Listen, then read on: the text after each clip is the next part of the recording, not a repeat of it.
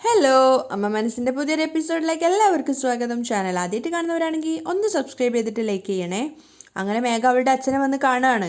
എന്നിട്ട് അച്ഛനോട് അവൾ സങ്കടത്തോടെ പറയുന്നുണ്ട്, മഹേന്ദ്രൻ അച്ഛൻ എൻ്റെ പേരിൽ കോർട്ടിൽ കേസ് ഫയൽ ചെയ്തിരിക്കുകയാണ്. ഞാൻ ലക്ഷ്മി അമ്മയെ പറ്റിച്ചിട്ട് സ്വത്തുക്കളൊക്കെ എൻ്റെ പേരിലേക്ക് മാറ്റിയെന്ന് പറഞ്ഞിട്ട് എനിക്കെന്തോ ഭയമാവുന്നു അച്ഛാ. അത് കേട്ടതിന് ശേഷം അദ്ദേഹം പറയുന്നുണ്ട്, നീ ഒന്നുകൊണ്ടും പേടിക്കണ്ട മോളെ, തമിഴ്നാട്ടിലെ തന്നെ ഏറ്റവും വലിയ ലോയറെയാണ് ഞാൻ നിനക്ക് വേണ്ടി വാദിക്കാൻ പോകുന്നത്. മഹേന്ദ്രനെ കൊണ്ട് ഈ കേസിൽ നിന്നെ ജയിക്കാൻ സാധിക്കില്ല. അതുകൊണ്ട് അതൊന്നും ആലോചിച്ച് നീ വിഷമിക്കണ്ട. അപ്പോഴും മേഘയുടെ മുഖത്തൊരു ടെൻഷൻ ഉണ്ടായിരുന്നു. അവൾ അച്ഛനോട് പറയാണ്, മഹേന്ദ്രൻ അച്ഛനെയും ലക്ഷ്മി അമ്മയും നേരിട്ട് കാണുമ്പോൾ എനിക്കെന്തോ ഒരു പേടി തോന്നുന്നു അച്ഛാ. അതുമാത്രമല്ല, എന്തൊക്കെയോ ഒരു കുറ്റം ചെയ്തൊരു പ്രതീതിയും തോന്നുന്നു. അപ്പോൾ അവളുടെ അച്ഛൻ പറയുന്നുണ്ട്, മഹേന്ദ്രനും ലക്ഷ്മിയും അവിടെ ഉള്ളത് വരെ നിനക്ക് അങ്ങനെ തന്നെ തോന്നും. ഞാൻ വേണമെങ്കിൽ ആ ഔട്ട് ഹൗസിൽ നിന്ന് അവരെ മാറ്റിത്തരണോ? അപ്പോൾ മേഘ ടെൻഷനോട് പറയുന്നുണ്ട്, ഏയ് അതൊന്നും വേണ്ട അച്ഛാ, അവരെന്നെ ഉപദ്രവിക്കാതിരുന്നാൽ മാത്രം മതി. അപ്പോൾ അവളുടെ അച്ഛൻ പറയുന്നുണ്ട്, ഇല്ല മോളെ, നീ വിചാരിക്കുന്നത് പോലെയല്ല മഹേന്ദ്രനും ലക്ഷ്മിയും. അവരവിടെ ഉള്ളിടത്തോളം കാലം നിനക്ക് പ്രശ്നം തന്നെയാണ്. അവരെ അവിടുന്ന് പറഞ്ഞു വിടുന്നതാണ് എനിക്ക് ശരിയായിട്ടുള്ളൊരു തീരുമാനമായിട്ട് തോന്നുന്നത്. അപ്പോൾ മേഘ ആകെ ടെൻഷനായിട്ടാണുള്ളത്. അവൾ പറയുന്നുണ്ട്, തൽക്കാലം ഇപ്പോൾ അങ്ങനെയൊന്നും ചെയ്യണ്ട അച്ഛാ, എന്തു തന്നെയായാലും കുറച്ച് നാൾ കഴിയട്ടെ. അപ്പം അയാളും പറയുന്നുണ്ട്, ശരി മോളെ, അങ്ങനെയാണെങ്കിൽ ഞാൻ പോവാണ്. മേഘ അയാളോട് യാത്ര ചോദിച്ചിട്ട് അവിടുന്ന് ഇറങ്ങുകയാണ്. മേഘയുടെ മുഖത്തെ ടെൻഷൻ കാണുന്ന സമയത്ത് വീണ്ടും അവളുടെ അച്ഛൻ അവൾക്ക് ധൈര്യം കൊടുക്കുന്നുണ്ട്. മേഘ, നീ ഒന്നുകൊണ്ടും ഭയപ്പെടേണ്ട. മഹേന്ദ്രൻ ലക്ഷ്മി അവിടെ നിൽക്കുന്നത് നിനക്ക് പ്രശ്നമായിട്ട് തോന്നുവാണെങ്കിൽ ഒരൊറ്റ വാക്ക് പറഞ്ഞാൽ മതി, അവരെ ഞാൻ അവിടുന്ന് തുരത്തി തരാം. ശരി അച്ഛാ, അങ്ങനെ എന്തെങ്കിലും പ്രശ്നം ഉണ്ടാവുകയാണെങ്കിൽ ഞാൻ നിങ്ങളോട് പറയാം. അച്ഛനോട് യാത്ര ചോദിച്ച് മേഘ അവിടുന്ന് പോവുകയാണ്. പക്ഷേ ആ സമയത്തും അദ്ദേഹത്തിൻ്റെ മുഖത്തൊരു കൗശലം ഉണ്ടായിരുന്നു. മേഘ അറിയാതെ എന്തോ ചെയ്യാനുള്ളൊരു പ്ലാനിലായിരുന്നു അദ്ദേഹം. വീട്ടിലെത്തിയ ശേഷം മുത്തശ്ശിക്ക് ചായ ഉണ്ടാക്കി കൊടുക്കുകയാണ് മേഘ. അപ്പോൾ സ്നേഹത്തോടെ അത് വാങ്ങിയിട്ട് മുത്തശ്ശി പറയുന്നുണ്ട്, വാ മേഘ, അടുത്തിരിക്ക്. മേഘ അവർക്ക് അടുത്ത് വന്നിരിക്കുകയാണ്. ആ സമയത്ത് മുത്തശ്ശി പറയുന്നുണ്ട്, ഇപ്പോഴാണ് എൻ്റെ മനസ്സിന് സമാധാനമായത്. എങ്ങനെയായാലും ഞാൻ വിചാരിച്ച പോലെ നീ മഹേന്ദ്രനെയും ലക്ഷ്മിയെയും ഈ വീട്ടിൽ നിന്നും പുറത്താക്കി. അത് കേട്ട് മേഘ പുഞ്ചിരിക്കുകയാണ്. അതേപോലെ തന്നെ അവർ സമ്പാദിച്ച സ്വത്തുക്കളൊക്കെ എങ്ങനെയൊക്കെ ആണെങ്കിലും നീ നിൻ്റെ പേരിലേക്ക് മാറ്റി. പക്ഷേ ഇനി അങ്ങോട്ട് നീ വളരെയധികം ശ്രദ്ധയിലായിരിക്കണം ജീവിക്കേണ്ടത്. കാരണം അടി കൊണ്ട ആന തിരിച്ച് പ്രതികാരം ചെയ്യാൻ വരുന്നത് പോലെ മഹേന്ദ്രനും തിരിച്ച് നിന്നോട് പ്രതികാരം ചെയ്യാൻ വേണ്ടി വരും. അതുകൊണ്ട് നീ നല്ല ശ്രദ്ധയോടെ കൂടെ വേണം ഇനി ജീവിക്കാൻ. അത് കേട്ടപ്പോൾ മേഘയ്ക്കും അത് ശരിയാണെന്ന് തോന്നുന്നുണ്ട്. അവർ സംസാരിച്ചുകൊണ്ടിരിക്കുമ്പോൾ ഒരു പയ്യൻ ബൈക്കിൽ അങ്ങോട്ടേക്ക് വരുന്നുണ്ട്. അവനവിടെ വന്നിട്ട് മേഘയോട് പറയാണ്, മാഡം, കൊറിയർ വന്നിട്ടുണ്ട്. കൊറിയറോ? ആർക്കാണ്? മേഘ എന്ന് പറഞ്ഞ ആൾക്കാണ്. എവിടുന്നാണ് വന്നിരിക്കുന്നത്? കോർട്ടിൽ നിന്നാണ്. മേഘ ഒപ്പിട്ട് അത് കൈപ്പറ്റുന്നുണ്ട്. ആ സമയത്ത് അവൻ പോവുകയാണ്. അപ്പം മുത്തശ്ശി ചോദിക്കുന്നുണ്ട്, എന്താ മേഘ?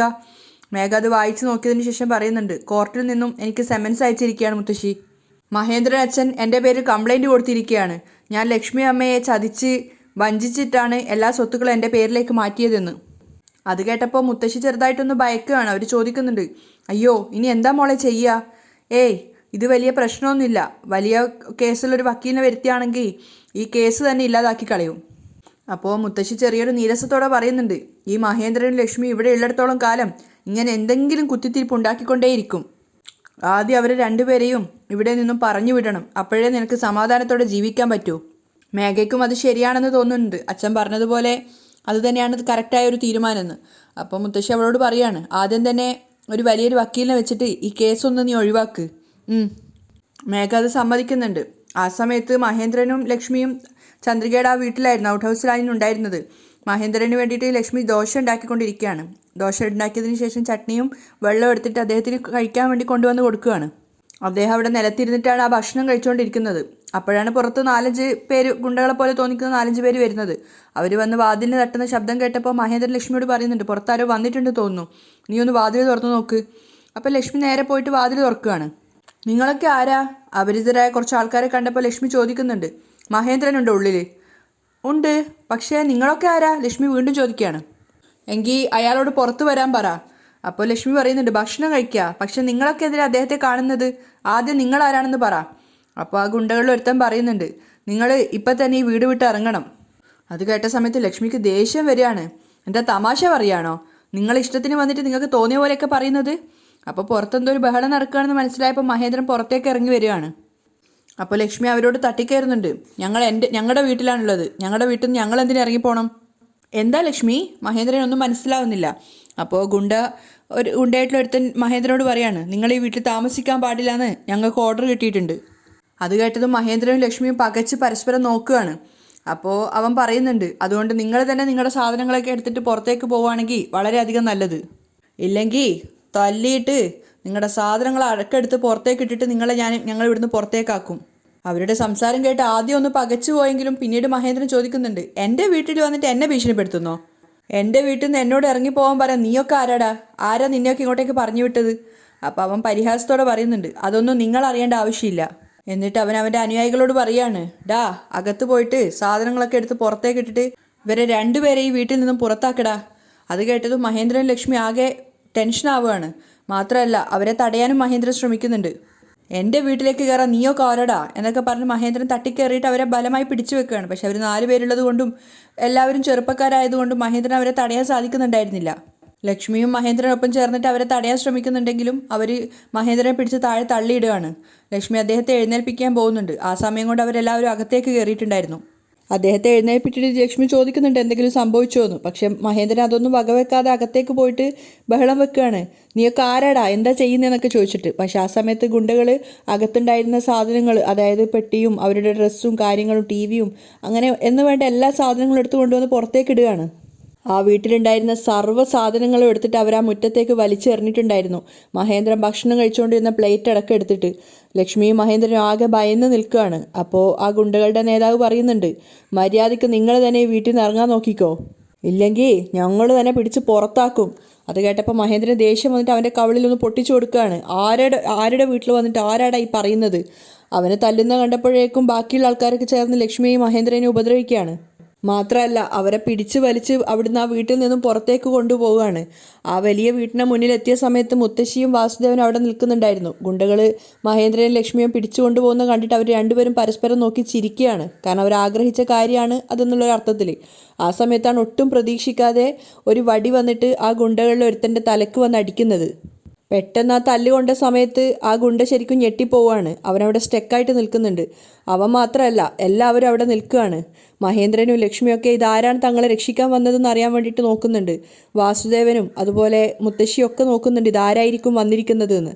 പക്ഷെ അവിടെ മുഴുവൻ പൊടിയായതുകൊണ്ട് തന്നെ വന്നതാരാണെന്ന് ആർക്കും വ്യക്തമാവുന്നില്ല. പക്ഷെ അവസാനം ആ പൊടിയൊക്കെ അവിടെ നിന്ന് മാറിയതിന് ശേഷം തങ്ങളെ രക്ഷിക്കാൻ വന്ന ആളെ കണ്ടപ്പോൾ ശരിക്കും ലക്ഷ്മിയും മഹേന്ദ്രനും ഞെട്ടിപ്പോയിട്ടുണ്ടായിരുന്നു. കാരണം അത് മറ്റാരുമല്ല, ചന്ദ്രികയായിരുന്നു. അതുപോലെ തന്നെ മുത്തശ്ശിയും വാസുദേവനും അടക്കം. കാരണം ഇത്രയും ആണുങ്ങൾക്കിടയിൽ വന്നിട്ട് ചന്ദ്രിക ഇങ്ങനെ ഒരു കാര്യം ചെയ്തോന്ന് അവർക്ക് പോലും വിശ്വസിക്കാൻ പറ്റുന്നില്ല. ചന്ദ്രികയാണെങ്കിൽ ശരിക്കും ഒരു പോരാളിയെ പോലെയാണ് ഉണ്ടായിരുന്നത്. തൻ്റെ കയ്യിലിരുന്ന മുളവടി വെച്ചിട്ട് അവരുടെ തലക്കടിച്ചതിന് ശേഷം അവരെ വെല്ലുവിളിച്ചുകൊണ്ട് ചന്ദ്രിക അവിടെ നിൽക്കുകയാണ്. പക്ഷെ ആ സമയത്തും സന്തോഷം കൊണ്ടും അതുപോലെ മകളെ കണ്ടതിലുള്ള ആ ഒരു ഇതുകൊണ്ട് മഹേന്ദ്രനും ലക്ഷ്മിയും ചന്ദ്രിക എന്ന് വിളിച്ച് സ്നേഹത്തോടെ പോവുകയാണ്. അതുപോലെ തന്നെ മുത്തശ്ശിയും വാസുദേവനും ഞെട്ടിക്കൊണ്ടാണ് പരസ്പരം പറയുന്നത്, ചന്ദ്രികയാണോ വന്നിരിക്കുന്നത്? ചന്ദ്രികയുടെ കൂടെ മലരും ഉണ്ടായിരുന്നു. അതേസമയം ഗുണ്ടകളാണെങ്കിൽ ഡോ അടിക്കട അവളെ എന്നും പറഞ്ഞിട്ട് അവർ മുന്നോട്ടേക്ക് വന്ന സമയത്ത് ചന്ദ്രിക മുളവടി എടുത്തിട്ട് അവരെ തല്ലുകയാണ്. ചന്ദ്രികയുടെ ആദ്യത്തെ അടിയിൽ തന്നെ അവർ 4 പേരും അവിടെ താഴത്തേക്ക് വീണിട്ടുണ്ടായിരുന്നു. ആ സമയത്ത് ചന്ദ്രിക വികാരാധീനയായിട്ട് അമ്മയും അച്ഛനെയും നോക്കുകയാണ്. മലരും സന്തോഷത്തോടെയാണ് ഉള്ളത്. കാരണം മുത്തശ്ശിയുടെ അടുത്തേക്ക് തിരിച്ചു വന്നതിലൊരു സന്തോഷം അവൾക്ക് നന്നായിട്ടുണ്ടായിരുന്നു.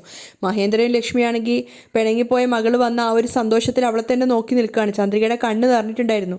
കാരണം തൻ്റെ അച്ഛനും അമ്മയ്ക്കും അല്ലെങ്കിൽ ലക്ഷ്മിക്കും മഹേന്ദ്രനും അങ്ങനെ ഒരു ദുരവസ്ഥ വന്നത് അവൾക്കൊട്ടും സഹിക്കാനായിട്ടുണ്ടായിരുന്നില്ല. അവൾ ഓടി വന്നിട്ട് അമ്മയുടെ അടുത്തേക്ക് വരികയാണ്, അമ്മ. പക്ഷേ മഹേന്ദ്രനാണ് ലക്ഷ്മിയെക്കാളും കൂടുതൽ ചന്ദ്രികയെ വിളിച്ചുകൊണ്ടേയിരിക്കുന്നത്, ചന്ദ്രിക, മലർ. അപ്പം മലർ ഓടി വന്നിട്ട് മുത്തശ്ശനെ കെട്ടിപ്പിടിക്കുകയാണ്. ചന്ദ്രികയാണെങ്കിൽ ലക്ഷ്മിയാണ് കെട്ടിപ്പിടിക്കുന്നത്. ശരിക്കും പറഞ്ഞു കഴിഞ്ഞാൽ ചന്ദ്രികയ്ക്ക് അവരോടുള്ള എല്ലാ ദേഷ്യവും മാറിയിട്ടുണ്ടായിരുന്നു. ചന്ദ്രിക വന്ന് ലക്ഷ്മിയെ കെട്ടിപ്പിടിക്കുന്ന സമയത്ത് ലക്ഷ്മി അവളെ ചേർത്ത് പിടിക്കുകയാണ്. മഹേന്ദ്രനും അതുപോലെ മലറിനെ വേഗം വാരിയെടുത്തിട്ട് അവൾക്ക് അവളിൽ ഉമ്മ വെക്കുന്നുണ്ട്. അപ്പം മലരാണെങ്കിലും മുത്തശ്ശ എന്നിങ്ങനെ സ്നേഹത്തോടെ വിളിച്ചുകൊണ്ടിരിക്കുകയാണ്.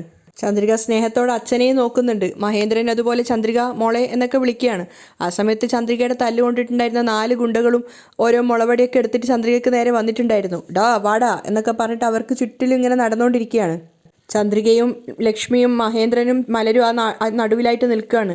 അവരെല്ലാവരും ആദ്യം ഒന്ന് പകച്ച് പേടിയോടെയാണ് നിൽക്കുന്നത്. ആ സമയത്ത് ചന്ദ്രിക ലക്ഷ്മിയോട് ശബ്ദം താഴ്ത്തി പറയുന്നുണ്ട്, അമ്മ നിങ്ങൾ ഒന്ന് പിന്നിലേക്ക് മാറാമോ? മഹേന്ദ്രനോടും ചന്ദ്രിക അത് തന്നെ ആവർത്തിക്കുകയാണ്, കുറച്ച് പിന്നിലേക്ക് പോകുമെന്ന്. അതിനുശേഷം അവൾ മുന്നോട്ടേക്ക് വന്നിട്ട് അവളുടെ കയ്യിൽ നിന്ന് താഴെ വീണിട്ടുണ്ടായിരുന്ന ആ മുളവടിയുടെ അടുത്തെത്തുകയാണ്. ആ സമയത്ത് ചന്ദ്രിക കണ്ണുകൾ കൊണ്ട് അവരെ തന്നെ വീക്ഷിക്കുന്നുണ്ട്, കാരണം അവരുടെ മൂവ്മെൻറ്റ് അറിയാൻ വേണ്ടിയിട്ട്. അതിനുശേഷം താഴെ വീണ ആ ഒരു മുളവടി കാലുകൊണ്ട് തന്നെ ചന്ദ്രിക തട്ടിയെടുക്കുകയാണ്. ശരിക്കും കളരി അഭ്യസിച്ച ഒരാളെ പോലെ തന്നെയാണ് ചന്ദ്രിക അവിടെ പയറ്റുന്നത്. വാസുദേവനും മുത്തശ്ശിയും ചന്ദ്രിക എന്തായിരിക്കും ഇനി ചെയ്യാൻ പോകുന്നതെന്ന് അറിയാൻ വേണ്ടി ആകാംക്ഷയോടെ കാത്തിരിക്കുകയാണ്. അതുപോലെ മഹേന്ദ്രനും ലക്ഷ്മിയും മലരൊക്കെ ആണെങ്കിൽ പേടിയോടെ നിൽക്കുന്നുണ്ട്, ഈ 4 ചെറുപ്പക്കാരെ ചന്ദ്രികയ്ക്ക് തോൽപ്പിക്കാനാവുമോ എന്നൊക്കെ വിചാരിച്ചിട്ട്. ആ സമയത്ത് ചന്ദ്രിക അവരെ 4 പേരെയും ആ ഒരു മുളവടി വെച്ചിട്ട് ശരിക്ക് അടിച്ചിടുകയാണ്. മഹേന്ദ്രനും ലക്ഷ്മിക്കും മലരനും ഒന്നും വിശ്വസിക്കാനായിട്ടില്ല ചന്ദ്രിക അത്രയും നല്ലൊരു ആയോധ്യാഭ്യാസിയാണെന്നുള്ളത്. അങ്ങനെ അവർ 4 പേരെയും ചന്ദ്രിക അടിച്ചിടുകയാണെന്ന്. പേടിയോടെ അവർ 4 പേരും ചന്ദ്രികയുടെ തല്ലും വാങ്ങിയിട്ട് ഭയന്നിട്ട് ഓടിപ്പോവുകയാണ്. ആ സമയത്ത് വാസുദേവനും മുത്തശ്ശിക്കും ദേഷ്യം വന്നിട്ടുണ്ടായിരുന്നു. ചന്ദ്രിക ഇത്രയും പേരെ അടിച്ചൊതുക്കുന്നൊന്നും അവർ ചിന്തിച്ചിട്ടുണ്ടായിരുന്നില്ല. ചന്ദ്രികയാണോ ഇങ്ങനെ ചെയ്തതെന്ന് പോലും അവർ അതിശയത്തോടെ നിൽക്കുകയാണ്. അപ്പോൾ മഹേന്ദ്രനും ലക്ഷ്മിയും സ്നേഹത്തോടെയും സന്തോഷത്തോടെയും ഓടി വന്നിട്ട് ചന്ദ്രികയെ കെട്ടിപ്പിടിക്കുകയാണ്. ചന്ദ്രികയ്ക്ക് തൻ്റെ അച്ഛൻ്റെ അമ്മയുടെ ആ ഒരു ദുരവസ്ഥ കണ്ടപ്പോൾ വല്ലാത്ത സങ്കടം തോന്നുന്നുണ്ടായിരുന്നു. അപ്പോൾ ലക്ഷ്മി വന്ന് മകളെ ചേർത്ത് പിടിച്ചപ്പോൾ മഹേന്ദ്രൻ പറയുന്നുണ്ട്, ചന്ദ്രിക മോളെ ഇവിടെ കണ്ടതിന് ശേഷമാണ് ഞങ്ങൾക്ക് ജീവൻ തിരിച്ചു കിട്ടിയൊരു സന്തോഷം വന്നത്. അപ്പോൾ ചന്ദ്രിക സ്നേഹത്തോടെ അയാളോട് പറയാണ്, ഞാൻ വന്നല്ലോ, ഇനി ഒന്നിനെക്കുറിച്ച് ആലോചിച്ച് നിങ്ങൾ ഭയപ്പെടണ്ട. ചന്ദ്രിക മഹേന്ദ്രനെ നോക്കിയിട്ട് സ്നേഹത്തോടെ വിളിക്കുകയാണ്, വാ അച്ഛാ നമുക്ക് വീട്ടിനകത്തേക്ക് പോവാം. ആ ഒരു വിളി കേട്ട സമയത്ത് മഹേന്ദ്രന് എന്തെന്നില്ലാത്തൊരു സന്തോഷം തോന്നുന്നുണ്ട്.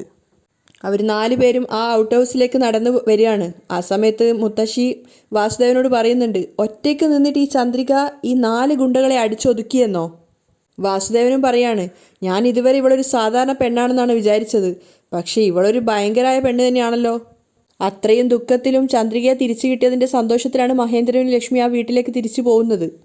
ജാനകി മുറിയിലിരുന്ന് ഡ്രസ്സ് മടക്കി വെക്കുകയാണ്. ആ സമയത്ത് വാസുദേവൻ ഓടി പാഞ്ഞു കൊണ്ടുവരികയാണ്. പോയി എല്ലാം പോയി, ജാനകി മോളെ എല്ലാം പോയി. അപ്പോൾ അയാളുടെ ആ വെള്ളറി പിടിച്ച ശബ്ദമൊക്കെ കേട്ടപ്പോൾ ജാനകി ചോദിക്കുന്നുണ്ട്, എന്താ പറ്റിയത്? നിങ്ങൾ എന്തിനാ ഇങ്ങനെ ഭയപ്പെടുന്നത്? എന്താ സംഭവിച്ചത്? അപ്പോൾ വാസുദേവൻ പറയുന്നുണ്ട്, നമ്മുടെ വീട്ടിൽ ആര് വരരുത് എന്ന് ആഗ്രഹിച്ചോ അവൾ വന്നിരിക്കുക. ആരെക്കുറിച്ചാണ് നിങ്ങളീ പറയുന്നത്? അവള് ആ ചന്ദ്രിക വന്നെന്നോ? ഏയ് നിങ്ങൾ എന്തൊക്കെയാ പറയുന്നത്? അവൾ ഇങ്ങോട്ടേക്ക് ഇനി വരില്ല. അയ്യോ വന്നിരിക്കുന്നു. അതും വന്നത് പഴയ ചന്ദ്രികയല്ല, ഇപ്പോൾ വന്ന ചന്ദ്രിക ഒരു പുതിയ ചന്ദ്രികയാ, കരുത്തുറ്റ ഒരു പെണ്ണായിട്ട് അവൾ വന്നിരിക്കുന്നത്. ജാനകി ഒന്നും മനസ്സിലാവാതെ ഇരിക്കുകയാണ്. അപ്പോൾ വാസുദേവൻ പറയുന്നുണ്ട്, മഹേന്ദ്രനെയും ലക്ഷ്മിയെയും വീട്ടിൽ നിന്നും പുറത്താക്കാൻ വന്നിട്ടുണ്ടായിരുന്ന 4-5 ഗുണ്ടകളെ അവൾ ഒറ്റയ്ക്ക് നിന്ന് പൊരുതി അവരെയൊക്കെ അടിച്ചോടിച്ചു. എന്തൊക്കെയാണ് നിങ്ങളീ പറയുന്നത്? അവൾ എന്തിനാ ഇങ്ങോട്ടേക്ക് വന്നത്? മഹേന്ദ്രനെയും ലക്ഷ്മിയെയും മേഘ ഈ വീട്ടിൽ നിന്നും പുറത്താക്കിയല്ലോ, അതവൾ അറിഞ്ഞിട്ടുണ്ടാവും. അത് ചോദ്യം ചെയ്യാനായിരിക്കും അവൾ ഇങ്ങോട്ടേക്ക് വന്നത്. ചന്ദ്രിക തിരിച്ചു വന്നിട്ടുണ്ടെങ്കിൽ എന്തെങ്കിലും ഉദ്ദേശവും വെച്ചിട്ടായിരിക്കും വന്നിരിക്കുന്നത്, എൻ്റെ സിദ്ധാർത്ഥിനെ തട്ടിയെടുക്കാൻ വേണ്ടിയിട്ട്. വീണ്ടും അവളെ ഇവിടുന്ന് എങ്ങനെയെങ്കിലും പറഞ്ഞു വിടണം, ജാനകി മനസ്സിൽ ഉറപ്പിക്കുകയാണ്. ആ സമയത്ത് മുത്തശ്ശി ഓടിപ്പാഞ്ഞ് മേഘയുടെ അടുത്ത് വരുന്നുണ്ട്. മേഘ എന്താ മുത്തശ്ശി? മഹേന്ദ്രനും ലക്ഷ്മിയെ ഔട്ട് ഹൗസിൽ നിന്നും പുറത്താക്കാൻ നീയാണോ ആൾക്കാരെ അയച്ചത്? അത് കേട്ടതും മേഘ ഒന്ന് ഷോക്കാവുകയാണ്. ഇല്ല മുത്തശ്ശി, ഞാൻ അങ്ങനെയൊന്നും ചെയ്തിട്ടില്ല. നീയല്ലാതെ മറ്റാരാണ് അതിന് ശ്രമിക്കുക? അവർ തിരിച്ചു ചോദിക്കുകയാണ്. മേഘ ഷോക്കായിട്ട് നിൽക്കുമ്പോൾ മുത്തശ്ശി പറയുന്നുണ്ട്, 4-5 ആണുങ്ങൾ വന്നിട്ട് മഹേന്ദ്രനും ലക്ഷ്മി അവിടെ താമസിക്കരുതെന്ന് പറഞ്ഞിട്ട് അവരുടെ സാധനങ്ങളൊക്കെ എടുത്ത് പുറത്തേക്കിട്ട് അവരെ ഉപദ്രവിച്ചുകൊണ്ടിരിക്കുകയായിരുന്നു. അയ്യോ അതൊക്കെ ആരാ? മേഘ പേടിയോടെ എഴുന്നേൽക്കുകയാണ്. എന്നിട്ട് ചോദിക്കുന്നുണ്ട്, ഇപ്പം മഹേന്ദ്രൻ അച്ഛൻ ലക്ഷ്മി അമ്മ എവിടെയാണുള്ളത്? അവർക്ക് എന്തെങ്കിലും സംഭവിച്ചോ? അവർക്കൊന്നും ആയിട്ടില്ല. അപ്പോഴേക്കും അവൾ വന്നല്ലോ. ആര് വന്നൂന്ന്? മഹേന്ദ്രനും ലക്ഷ്മിക്ക് എന്തെങ്കിലും സംഭവിച്ചാ അപ്പോൾ തന്നെ ഹൃദയം നിലച്ചു പോകുന്ന ഒരുത്തിയുണ്ടല്ലോ, അവരുടെ രക്തം. അതെ, ആ ചന്ദ്രിക, അവൾ വന്നിരിക്കുക. അത് കേട്ടതും മേഘ ഷോക്കാവുകയാണ്. ചന്ദ്രിക വീണ്ടും വന്നെന്നോ? അതേ മേഘ, ചന്ദ്രികയാണ് മഹേന്ദ്രനുമായിട്ട് പ്രശ്നമുണ്ടാക്കി ആ ഗുണ്ടകളൊക്കെ അടിച്ച് തുരത്തി വിട്ടത്. എന്തൊക്കെയാണ് മുത്തശ്ശി നിങ്ങളീ പറയുന്നത്? അതേ മേഘ, ഇപ്പോൾ പുറത്ത് നടന്ന കാര്യങ്ങളാണ് ഞാൻ നിന്നോട് ഈ പറയുന്നത്. അപ്പോഴേക്കും മുത്തശ്ശൻ ദേഷ്യത്തോടെ വന്നിട്ട് മേഘയെ വിളിക്കുന്നുണ്ടായിരുന്നു. കാര്യം എന്താണെന്നറിയാതെ പേടിയോടെയാണ് മേഘ അദ്ദേഹത്തിനൊപ്പം പോകുന്നത്. അദ്ദേഹമാണെങ്കിൽ ദേഷ്യത്തോടെ മേഘയുടെ കൈ പിടിച്ചിട്ട് നേരെ ഔട്ട് ഹൗസിൻ്റെ അടുത്തേക്കാണ് കൊണ്ടുപോകുന്നത്. ഔട്ട് ഹൗസിൻ്റെ പുറത്തായിട്ട് സിദ്ധാർത്ഥും ചന്ദ്രികയും മലരും അതുപോലെ മഹേന്ദ്രനും ലക്ഷ്മിയും ഒക്കെ ഇരിക്കുന്നുണ്ട്. അവരൊക്കെ ആകെ ഡെസ്പായിട്ടാണ് ഇരിക്കുന്നത്. സാധനങ്ങളൊക്കെ വാരി വലിച്ച് പുറത്തിട്ടിരിക്കുകയാണ്. ആ സമയത്ത് ജാനകിയും വാസുദേവനും ആരതിയും എല്ലാവരും കൂടെ ഔട്ട് ഹൗസിൻ്റെ അടുത്ത് എത്തിയിട്ടുണ്ടായിരുന്നു. അവിടെ എത്തിയ സമയത്ത് മഹേന്ദ്രൻ മുന്നിൽ വെച്ചിട്ട് മുത്തശ്ശൻ പറയുന്നുണ്ട്, എന്താ മേഘ നീ നിൻ്റെ മനസ്സിൽ വിചാരിച്ചു വെച്ചിരിക്കുന്നത്? ആ വീട്ടിൽ നിന്നെ ജീവിക്കാൻ വിട്ടതുകൊണ്ട് ഇവിടെ വെച്ചിട്ട് ഇവരെ ആൾക്കാരെ വെച്ചിട്ട് പുറത്തേക്കാക്കാന്നാണോ നീ കരുതിയത്? മേഘ ഒന്നും അറിയാതെ നിൽക്കുകയാണ്. അപ്പോൾ മുത്തശ്ശൻ പറയുന്നുണ്ട്, എന്തിനാ നീ മഹേന്ദ്രൻ ലക്ഷ്മിയെ ഈ വീട്ടിൽ നിന്നും പുറത്താക്കാൻ ശ്രമിച്ചത്? അയ്യോ ഇല്ല മുത്തശ്ശ, ഞാനല്ല അങ്ങനെ ചെയ്തത്. മേഘ ടെൻഷനോടെ പറയാണ്. അപ്പം നീ അല്ലാതെ വേറെ ആരാ അത് ചെയ്യുക? ഇങ്ങോട്ട് നോക്ക്, ഈ സ്വഭാവമൊക്കെ ഇവിടെ വെച്ച് നിർത്തിക്കോ. ഇതിന് ശേഷം ഇതുപോലെ എന്തെങ്കിലും ചെയ്യാൻ നീ ഉദ്ദേശിക്കുന്നുണ്ടെങ്കിൽ ഇതുപോലെ ആയിരിക്കില്ല ഞാൻ നിന്നോട് പെരുമാറുക. അദ്ദേഹത്തിന് ദേഷ്യം കയറിയിട്ടുണ്ടായിരുന്നു. അതുകൊണ്ട് തന്നെ ആരും ഒന്നും മിണ്ടുന്നില്ല. അപ്പം മേഘ ചിന്തിക്കുന്നുണ്ട്, അയ്യോ ശരവണൻ അച്ഛനായിരിക്കും ആൾക്കാരെ വിട്ടിട്ടുണ്ടാവുക. ഞാൻ പറഞ്ഞതല്ലേ ഇപ്പോൾ വിടണ്ടെന്ന്, എന്നോട് പറഞ്ഞിട്ട് വിട്ടാൽ മതിയായിരുന്നല്ലോ. എന്തിനായിരിക്കും ഇപ്പം ഇങ്ങനെ ചെയ്തിട്ടുണ്ടാവുക? അപ്പം മഹേന്ദ്രൻ എഴുന്നേറ്റ് വന്നിട്ട് ചോദിക്കുകയാണ്, മേഘ ഞങ്ങൾ നിനക്ക് എന്ത് ദ്രോഹാടി ചെയ്തത്? എന്തിനാ ഞങ്ങളിങ്ങനെ കഷ്ടപ്പെടുത്തുന്നത്? നീ ഒരിക്കലും നന്നാവില്ല. അത് കേട്ട് മേഘയ്ക്കും വല്ലാത്ത സങ്കടം തോന്നുകയാണ്. അപ്പോൾ കരഞ്ഞുകൊണ്ട് മഹേന്ദ്രൻ പറയുന്നുണ്ട്, നിന്നെ എത്രത്തോളം സ്നേഹത്തോടെ ഞങ്ങൾ വളർത്തിയത്.